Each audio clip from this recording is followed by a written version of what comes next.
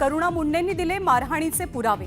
News 18 लोकमतकडे मारहाणीचे exclusive photos, सुजलेला डोळा आणि चेहऱ्यावरच्या जखमांचे photo दाखवले।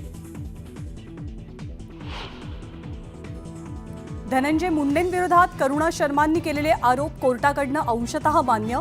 करुणा मुंडेंना दरमहा 2 लाखांची पोटगी देण्याचे आदेश। कोर्टाच्या निर्णयानंतर भावूक झालेल्या करुणा मुंडेंनी न्यूज 18 लोकमतवर मांडली कैफियत। वाल्मिक कराडनं मारहाण केल्याचा करुणा मुंडेंचा गंभीर आरोप।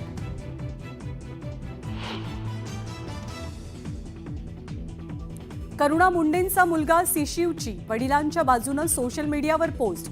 आईनंच वडिलांसह आपल्यालाही मारहाण केल्याचा आरोप। तर पोस्ट करण्यासाठी धनंजय मुंडेंचा सिशिववरती दबाव असल्याचा करुणा यांचा आरोप। आम्ही दोघे सगळ्यांना उडवून टाकू, तुम्ही महायुतीच्या बातम्या नीट दाखवा। अजितदादांचा पत्रकारांसोबत मिश्किल संवाद।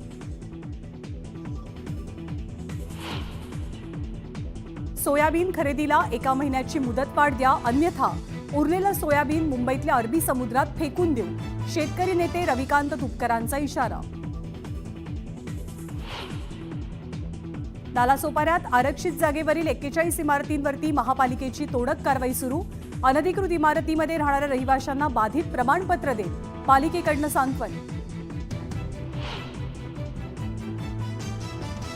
बदलापुरातील फेक एन्काउंटर प्रकरणात मोठा ट्विस्ट।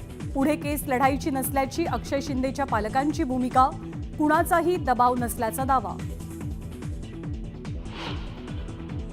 आणि कल्याण शिळफाटा रस्त्यावरील पलावा जंक्शन जवळ वाहतूक कोंडी। निळजे उड्डाण पुलाच्या कामामुळे रस्ता 5 दिवस बंद।